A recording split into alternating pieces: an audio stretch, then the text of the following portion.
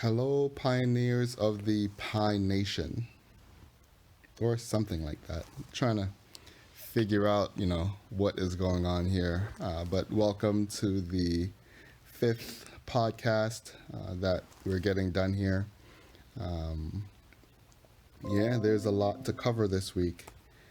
There's a lot to cover this week. I mentioned things about other cryptocurrencies as well, and one of the big things that you know we're kind of celebrating this week is Bitcoin crossing over the $20,000 mark, US dollars. So, congratulations to Bitcoin. I actually put out a video this week on I think it's the day after it happened, called Ode to Bitcoin. It's a little bit rough to start, but stick with it if you're watching it. I'd encourage you to go check that out. But yeah, that's some of the things that are happening in the cryptocurrency world, major things. And when Bitcoin number go up, then number go up for other cryptocurrencies as well. And yeah, a lot of them have been doing really well. So Yay!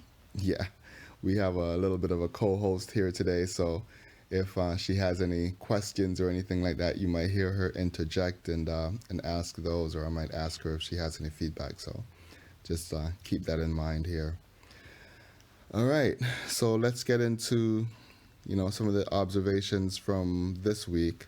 Um, so first point here is that money is the greatest social network of all time. And this idea comes from the Winklevoss twins. So, sure, they have great name recognition. So, that they're from, the Facebook experience, and they were very early in Bitcoin. But I'm thinking about how that applies to the Pi network and the idea that the network aspect of money is being developed in the initial stages of Pi, I think, is really interesting and important. And the idea that the Pi network is actually bootstrapping the network effect of money before it's even able to be used as money is really interesting as well. So, kudos on the Pi core team for using that type of network effect to spread the word about Pi to, have a fair launch of the coins. And it just shows how much, forethought went into setting up this asset and this project, and definitely want to lend support to them. So this next idea is basically the idea of dematerialization of a category. So if you have Blockbuster, for those of you that remember Blockbuster, then Netflix came along and killed Blockbuster pretty much. Blockbuster did not stand a chance because Netflix is the dematerialization of the video experience.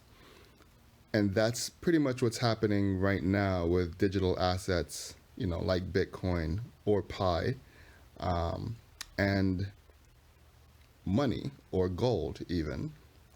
So you have physical gold that's kind of like Blockbuster, but then you have the dematerialization of gold, and that's Bitcoin.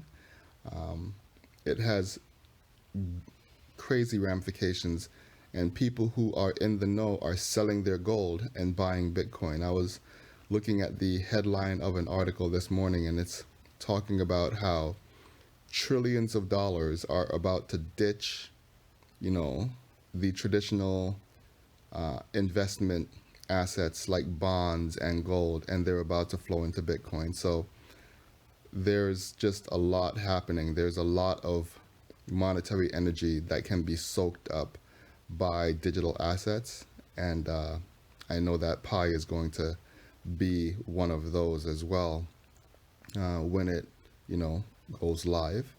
So there's that. There's also the idea that that crypto adoption happens in dog years. And for anyone that's, you know, familiar with dog years, basically it's like for every 1 human year that goes by, there are, you know, between 6 and 8 or maybe even 10 dog years. And so that's the rate at which crypto adoption is happening. You know, Bitcoin has only been around for 10 years, but it's moving extremely quickly. You know, Pi has only been around at this point for 2 years, but its adoption curve is exponential. So if you think something is going to take 10 years in cryptocurrency, it's probably going to take one, and, you know, so forth and so on. And this whole thing that we're dealing with right now, this thing that's going around the planet, is actually accelerating all of these trends. So it's happening faster still. So I've heard something recently about a Bill of Rights for the internet, and I didn't even know that such a thing existed. And it's one of the things that keeps the internet free for everybody to use. Like when you go into the internet space, they call it cyberspace. You actually have certain rights, you know, rights not to be tracked, rights to freely explore, rights to freely express, you know, your views. And these are some of the innate qualities of the protocol that is the internet. So, you know, there's a question of, you know, if it was created in another country, would these rights exist? Because you can easily strip them away. It's computers, it's technology. You can track everybody that logs on. You can, you know, kind of require everybody to have like some kind of ID to do this. And it's like it would hinder the progress of the internet if that were to happen. But, you know, there are, you know, a lot of what people would call good things that happen in cyberspace, and some people might say a lot of bad things happen in cyberspace, but it's a free space. And that's the thing. People can go there and express themselves freely. But it's created some of the most profitable companies in the history of this planet. There's a lot of human capital, human energy, thought energy that is being transmitted on the internet. And so I was thinking about, you know, a Bill of Rights for the Pi Nation, because I really feel like the community that is being developed here, ultimately, it's like an opt-in nation. It's like an opt-in country. And so if that were the case, what would be the rights that the pioneers, which are the citizens of the Pi Nation, what are the, you know, rights that they would have in that situation?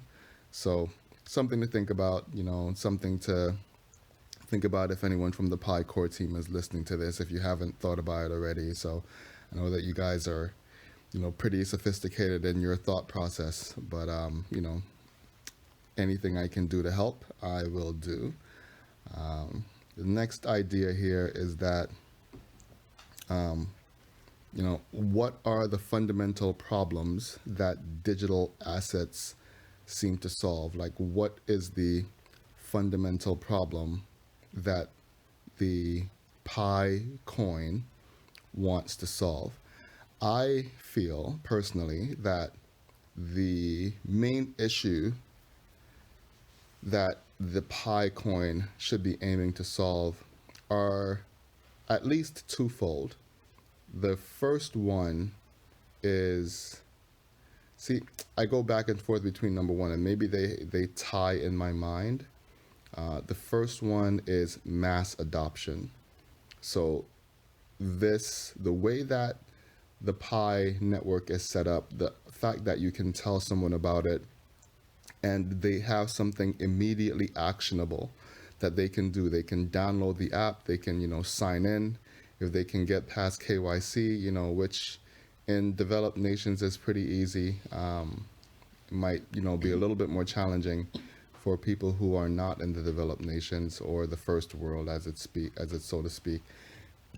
Even that term, first, second, and third world, is something I'm going to mention, but If you can pass KYC, then you can, log in and you have something that you can do to just, kind of start following what's going on in the cryptocurrency space. You can have the experience of what it's like to mine a cryptocurrency, and that starts to engage the mind.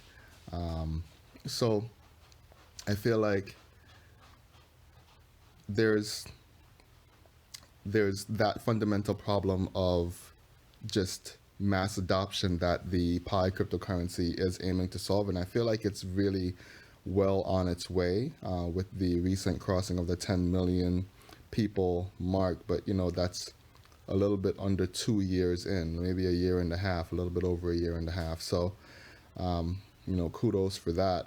The next issue I feel that is on the agenda is the idea of universal basic income, because there is coming a time where, and I feel like the time is already here, where just not everyone is able to work. I mean, at some point in your life, you're not able to work, whether you're, a baby, just being born.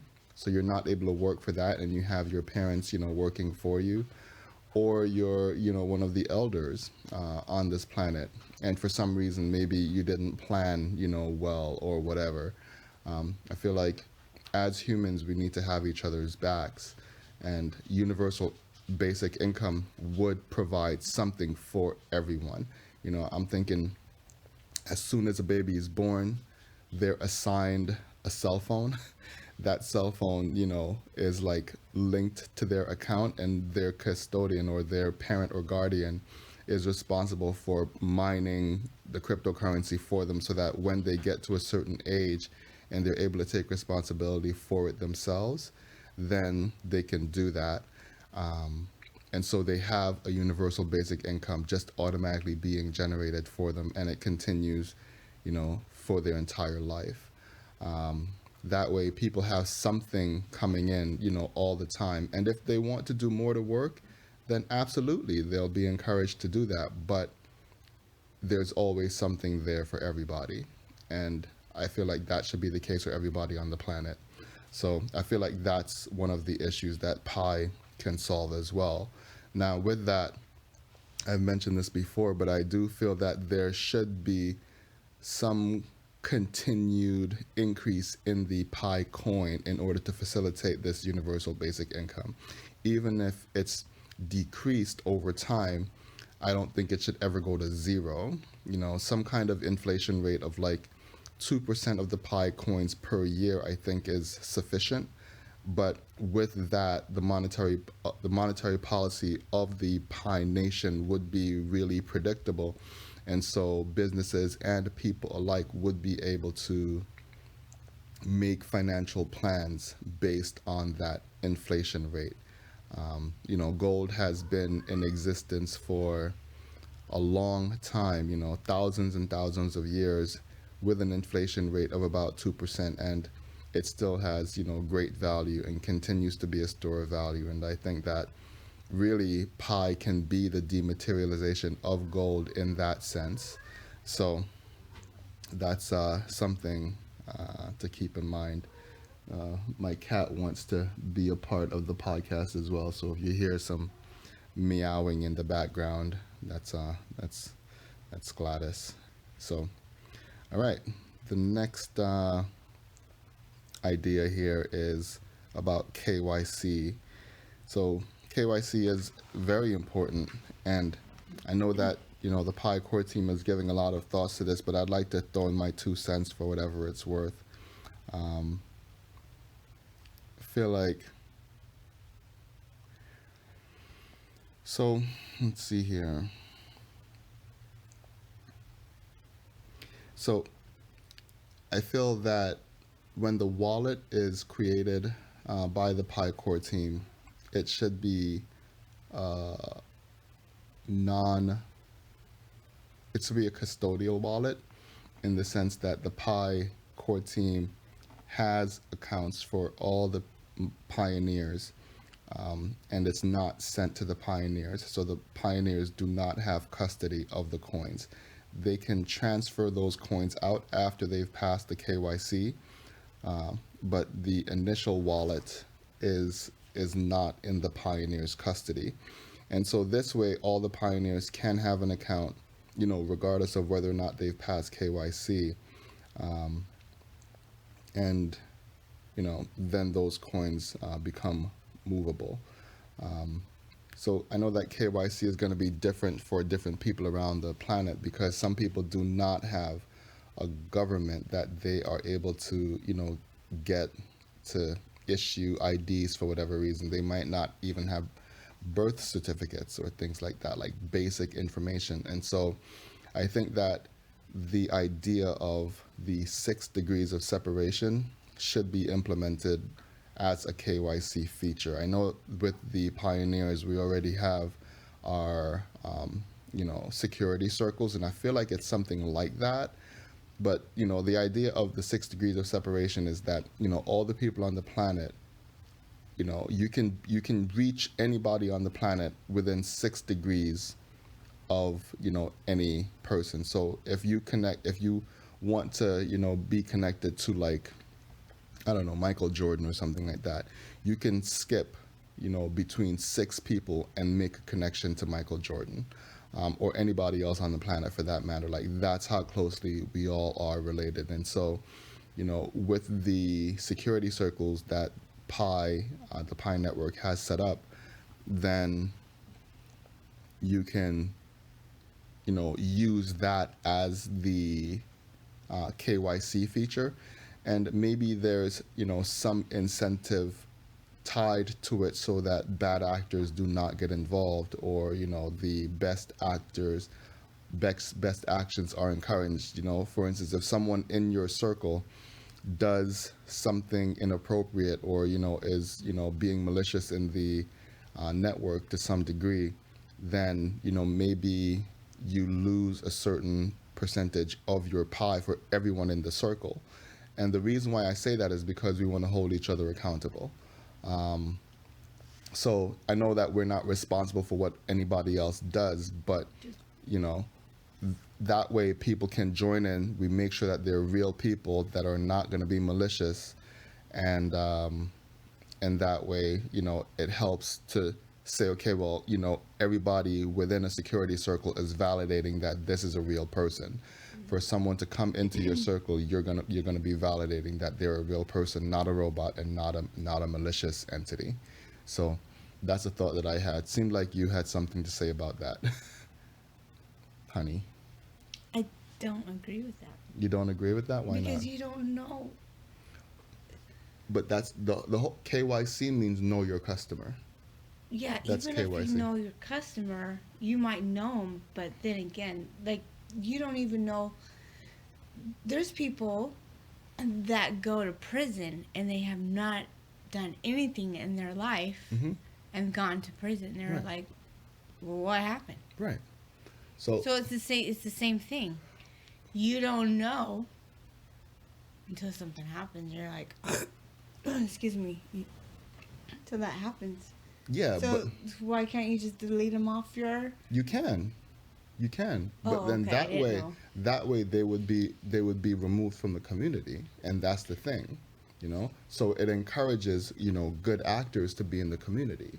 So if you're going to be in the Okay. Pi Nation, then it Yeah. encourages you to be a good actor, because there are repercussions for not being a good actor, is what I'm saying. Oh. And the people that are in your security circle are the ones that are there, kind of like keeping an eye on you. Because I'm not able to keep an eye on somebody in another country, but the other people in that country in their security circle can, and encourage them to be, good, upstanding actors okay, in the got it. community.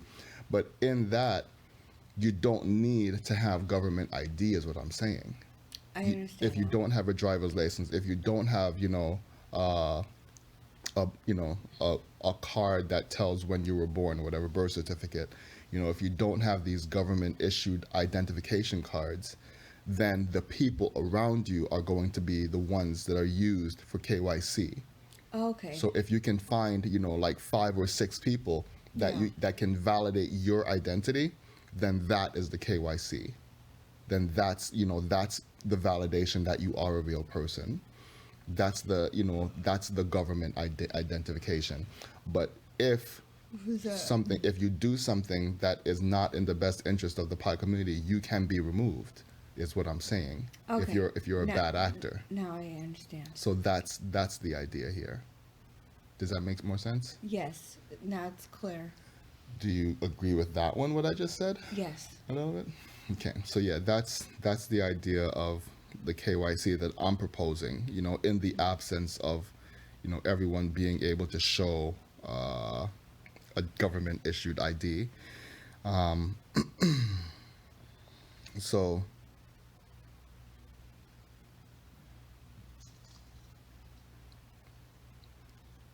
there's this idea, there's a game called Avegachi, and it basically has NFTs, non-fungible tokens, and there's value behind the items that the non-fungible tokens are able to equip. And I just found it interesting. So if the underlying asset is gone, then the non-fungible token related to the item for the Avegache is gone as well. So I don't know if that's something. I'm interested a lot in like game theory, and I think that that's something interesting for the Pi network to look into. So yeah, there's that. So there's also the idea that we can have perfect money, but people are imperfect. So, and there's also this idea that if you have the right tools, if the wrong man has the right tools, then the right tools work in the wrong way. Right? And so, yes, we can have really powerful tools, but we want to be mindful of how we're using the tools that we have.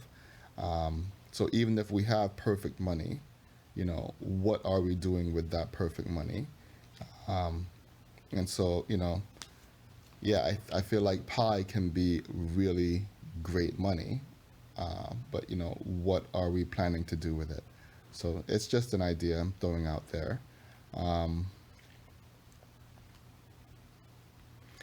There's also this idea that as humans, we like things that give us meaning and give our lives meaning, rather. And I feel like, honestly, cryptocurrency gives my life meaning to some degree. And so it's a unifying thing. You know, I agree. like, access to a type of banking system for everybody on the planet, access to human rights for everybody on the planet, the separation of, state and money, like all these ideas of government and money. I feel like these are some of the ideas that I would like to see come into existence. And, yeah, just, be unified with other humans on. So there's that. So let's see. So yeah, a lot Bitcoin, is something that unifies a lot of Bitcoin maximalists. So yeah, we like things that give our lives meaning. So let's see. Next up. So there's this idea that basically everything is energy at the base level. And if Bitcoin uses proof of work, then the US uses proof of war. And that's a quote from Andreas Antonopoulos. And, it's the idea of, the government having the legal authority to have the big stick to punish, or to defend. And that's an idea that is really interesting. I was listening to another show that was talking about, libertarian views, and they were mentioning, you know, the role of government, and basically that if the role of government were only to protect property rights of individuals, then that would be a great role, because it's nice to have that. But then if you have a free market where everyone has the legal right to protect themselves and they're equipped to do so, then you don't mess with that society. And so there's that idea, like, to what degree do we encourage the individuals in the Pi Nation to be able to defend themselves in the midst of unlawful search and seizure. And that's one of the things with America at the moment, is like, people have the right to bear arms, and to defend themselves, to defend their property. So I feel like that's something that should be thought out. Yeah, it would be nice if we were all like, little peaceful lemmings walking around, but then you can have just one bad actor come in and pretty much squash that entire nation, in a whim. So, but yeah, that's a big thought to be having. So, this next idea was kind of mind blowing for me. And it says, yeah, it's the whole idea that, if Bitcoin uses proof of work, then the US uses proof of war. So if you don't like what we're telling you, then we'll just go to war and bomb the living daylights out of you. So there's that. So this next thing is a question for the Pi Core team. So what kind of consensus mechanism is used in Pi? I know that there's proof of work, there's proof of stake, and there's other stuff. So I'm wondering, what kind of consensus mechanism are you planning to enable when the Pi network goes live, to secure the data that's being published on the blockchain? So there's that question. Next one says,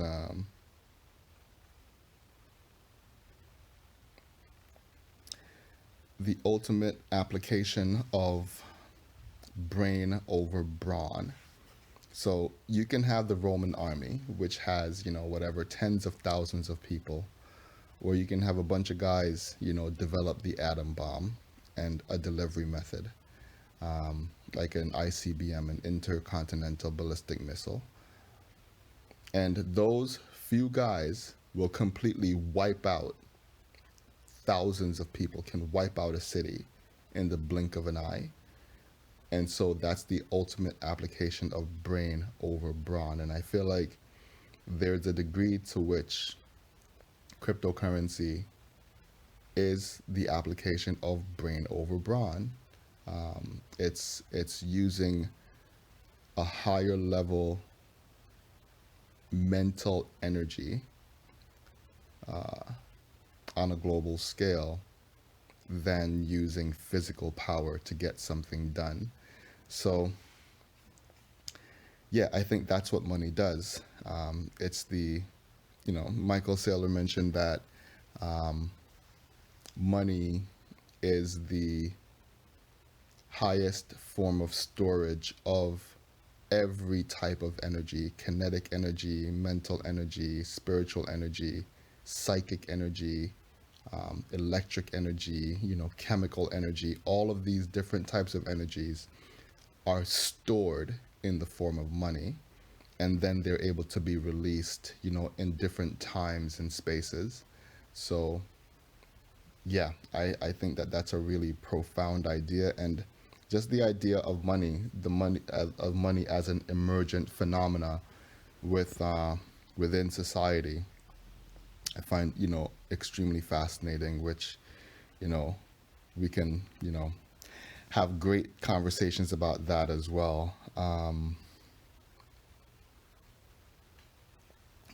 So, with that, just the idea of cryptocurrency is that it's actually more powerful than the physical nation states that currently exist because of the amount of psychic energy that is being absorbed into that ecosystem.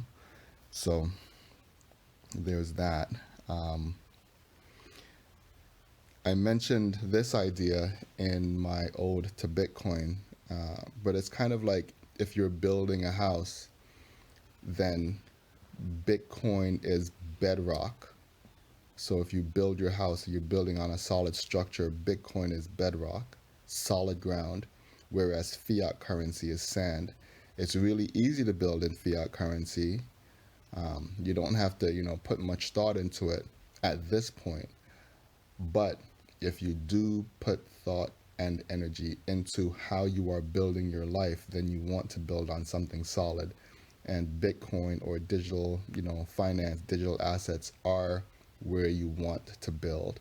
So, yeah, we'll do what we can to make sure that the Pi network is solid ground for people to build on as well.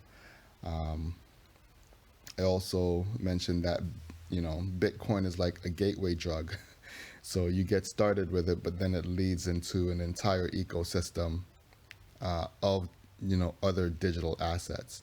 And so, Bitcoin is not going to die. You can't kill it. You can't like just make it go away, but it leads you down the rabbit hole. And so it'd be nice if Pi were something like that as well. So it kind of, facilitates uh, the same kind of introduction to the cryptocurrency space that Bitcoin does.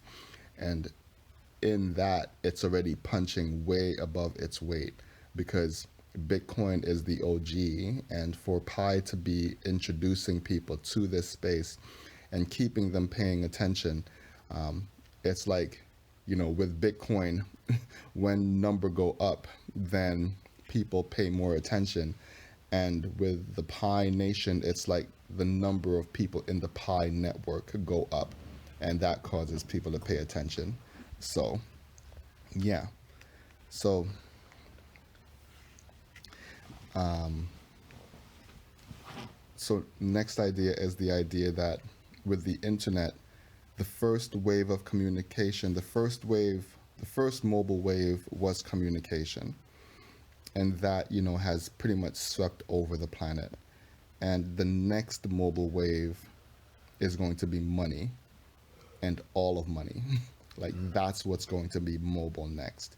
And so I think that this is an idea I got from Michael Saylor as well. Um, so next idea is that historically strong institutions have helped to protect and guide the United States of America. And so we have the legislative branch, we have the judicial branch, we have the executive branch, and these branches of government help to balance the power for any other one. So none of them really get overpowered, and I wonder how that can be implemented in a Pi nation, so that there's no abuse of power within that nation. So um, going forward, strong code infrastructure will protect virtual nations. And so how can that be developed and encouraged? So there's that. um, this is just something of a personal comment. um, I feel like a fish. I get hooked on things. I like things that are actionable immediately if possible. And there's a quote that goes along with this by from Thomas Carlyle. Says narrative is linear, but action has breadth and depth and height and is solid. And so I feel like the way that this applies is like we can talk about cryptocurrencies, we can talk about Bitcoin, we can talk about all these different things, but Pi, gives you something to take action on immediately, regardless of who you are. And I feel like one of the actionable aspects of it is that you log in, every day. You're encouraged to log in every 24 hours and push that button, and that way you kind of just keep up with what's going on in the community to some degree. And I feel like that is an indispensable, like just super high value aspect of the interaction that's going on, and just should never be done away with. I cannot stress that enough, how strongly I feel about that. So there's that. It's the action part of it. We can talk about it all we want, but that action has tremendous impact. That just even the psychic energy of doing that, the psychic energy of causing your body to take that motion, happening on a global scale. If everybody on the planet were like plugged in, then we would all be plugged into the same thing at some point. And the power of doing that is tremendous. The power of everyone in the Pi Nation being able to do that is tremendous. The power of, having everybody in the planet, on the same network at the same time, over the course of 24 hours is tremendous. I cannot go into how, important that is. And so, yeah, I feel like, Pi Core team, just get it in your head somewhere. Don't ever let, the mining aspect of the pioneers go to zero. It can go down really low, but just never to zero. So there's that.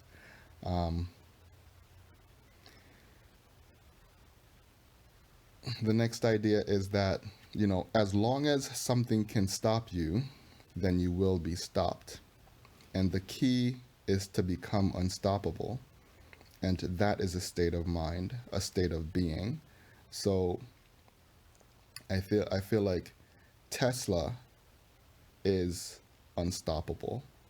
Not Tesla the car company, Tesla the engineer, because he proposed ideas that were life-changing, that changed the way that we interact with our surroundings and energy. And those ideas continue to live on. So even though his memory might not have been encouraged early on, like, he lives on in electricity. His name lives on in a company, in a car company, or just a general company right now, an electrical, revolution company that's taking over the world. So I feel like Tesla is, unstoppable. Likewise, I feel like Bitcoin is unstoppable. But Bitcoin is an idea, and that idea has given birth to many offspring. The Pi Nation, the pioneers are some of those offspring. And I feel like it is unstoppable. And so I feel like ideas are unstoppable. The dissemination of ideas are unstoppable. They spread virally. And so if, you want to become unstoppable, then recognize that you're an idea and start spreading. So I feel like, the term pioneers is an appropriate term the more and more I think about it, because we're traveling and settling in a new world. Each of us, each of the people that left Europe to settle America, they were called pilgrims. The people that went out west early on were called pioneers, because they're settling new ground. They're exploring uncharted territory. And every person that left Europe voted with their feet for, the new world, for an adventure, for the unknown. And they would rather take the unknown because they did not like the experience that they were having. So that was their chance. Coming to America was their chance to exit a system that they did not feel was treating them how they wanted to be treated. And those are the conditions under which the United States of America was founded. Also, freedom are the conditions under which the pioneers went west and settled or conquered this country, because people were here before, but they got taken over.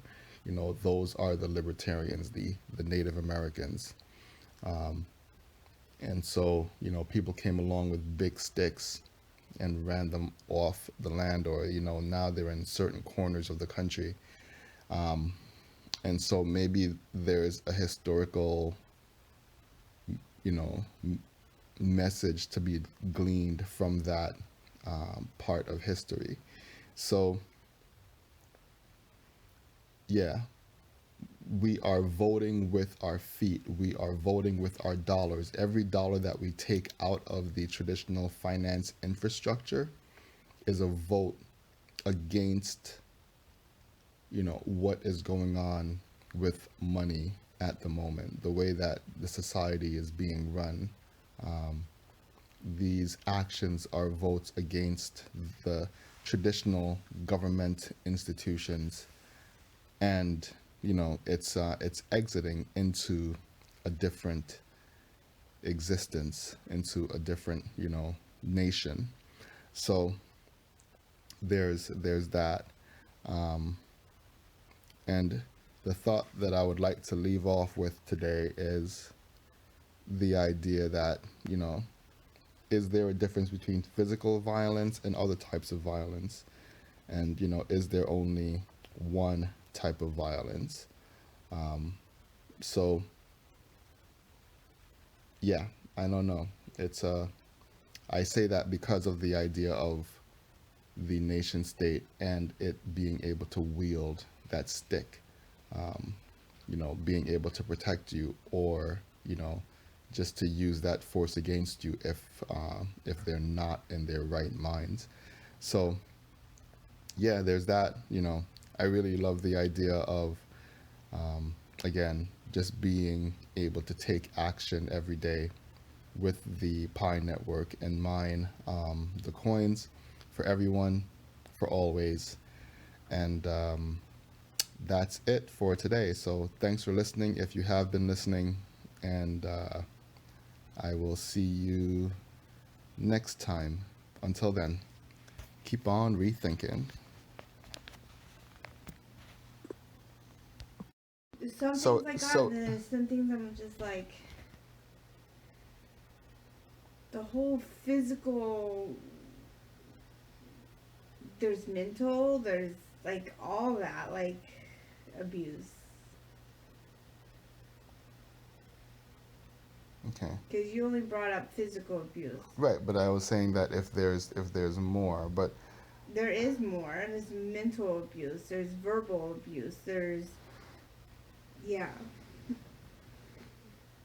but I The said reason, violence. I said violence. So is there mental violence, and is there? yes. So there's mental violence, there's psychic violence, there's physical It's all, violence, yes. and Absolutely. do they all have the same significance? What do you mean? Like, Trauma, yes. kind of like, I guess people experiencing PTSD kind of Yes, thing. Like, absolutely. you know, they might look fine on the outside, Right. but then they have, you know, something that has not been addressed mentally. Right. Okay. I have it. How do you have it? Uh, because of my fears, and you're trying to unlearn it. Like you say, unlearn it, right? Mm-hmm. And it's hard for me to unlearn it with something that has been traumatized, and I'm trying to get out of it. Does that make sense? Like trying to deal with my sister, because she is my past. She is in the family, and I'm always trying to, a fear of saying something to her because of the reaction I will get from her, because she is the reaction of what we get in our family. Does that Okay. make sense? Okay. Mm-hmm. Yeah. So you're like, no, you're unavailable. Period. Like, I always have to feel like I have to explain myself to her. And that's not the case. Even if we don't go, why am I have to explain to you? I'm unavailable. Right. But it's still my fear. I still have, um, um, PTSD, like you said. right. I have butterflies. I have it in me. I have it grounded in me, because of our grandmother. Well, it's actually her grandmother, but I lived with her for so many years. And then there's our stepmother, Jackie, because I lived with her for a couple months when I had the twins. It was like that mental. She doesn't have to touch me. Right. It was the mental and the words that she would say to me. Okay. Does that make sense? Mm-hmm. So, okay. So there are different types of violence. Yes. We got that. Now, you said that there was a part where we were talking about pioneers as well that you didn't get, like. So the pioneer, I understood it, but then I didn't understand it. Like, you went back on the history, and I guess you kind of, then it made sense when you just made it more clear, like, because we're always rethinking stuff and in the history, because nobody would have thought of that, like the history of it and stuff. But then I was thinking, oh, but what does pioneer mean? What's the meaning of pioneer? Yeah, I don't know, actually. I don't know. Right, so I wanted to bring that up. It's a. But I didn't want to put you on the spot either, because this is That's your. fine. But, like, what does pioneer mean? Maybe there's a reason why they put it as a pioneer. Why are we the pioneer? Right. And so with what they're talking about with pioneers now, as far as I understand it, is because the whole idea of pi, like the way that I understand the pi network in general. So pi is the number. It's 3.1416, and it goes on indefinitely, but it's used Right. to find values for circular objects. And so if you want to find the area of a circle, then you use the number pi to help you find the value of the area of a circle. And basically the definition of pi is the ratio of the circumference of a circle to its diameter. That's the definition of pi. But pioneer. I'm getting there. I'm getting there. That's where he was. I'm getting there. What's the meaning of pioneer? Because you were going by the history.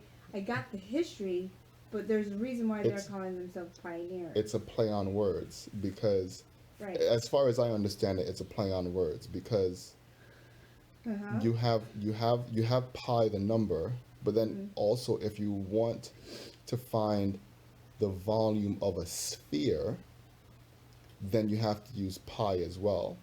Okay, so it's 3/4 pi r cubed, I think. Okay, so 3/4 times pi to the third power, because you're taking pi for the length, the width, and the height, and you're cubing it. So that's basically that's the globe, that's the Earth. And so you're finding the volume of the Earth. And so because you're finding the volume of the Earth, that's all the people on the Earth. So the number gets involved in that way. So now it's representing the Earth as pi. That's interesting. And that's why you have all the people on Earth in the Pi Nation. That's why you can get all the people in the Pi Nation. That's how it goes from me. And so now you have all the people in the pi on the Earth being involved in the Pi Nation because of that pi number, and that's why you can call the people who are in the Pi Nation pioneers, because they're the inhabitants of that Pi Nation. So it has two different meanings. It's not the old meaning like the pilgrims or the people that were going west. I did because it has certain energetic ramifications or resonance as well, because people, in the old days, who were pioneers, they were the ones who were exploring the new world. Like if you went west, you were a pioneer. You didn't stay with one of the 13 colonies because they had the 13 original colonies on the west coast, but then the rest of the country was unexplored.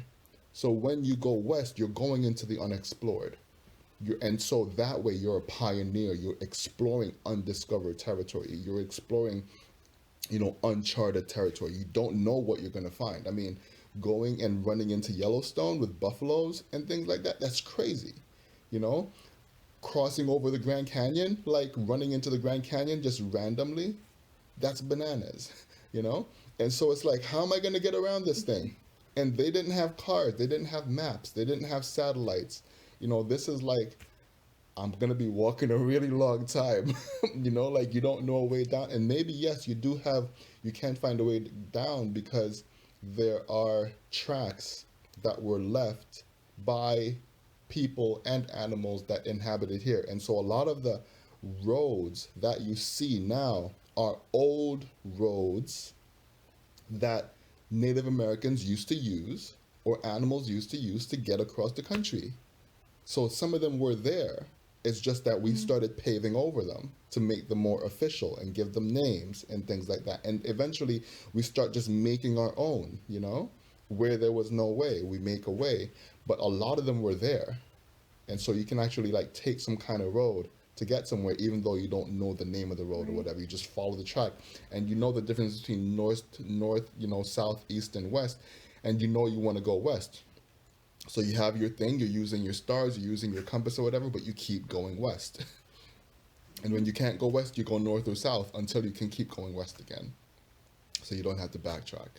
But pioneers are like the people who are exploring uncharted territory. Uncharted means unmapped, and that's what we're doing. This is unmapped territory in cyberspace, with cyber money. That's what we're doing because the majority of people on the planet do not know about it. For 10 million people to be in the Pi network, 10 million out of 8 billion is nothing. It's uncharted territory. And that's what we're trying to do. We're trying to get everybody on the planet involved in this thing. And it's growing exponentially. It's going to grow faster as more people learn about it, as they know that, okay, well, there's something out there for them that, wants to help take care of them, She's listening. But yeah.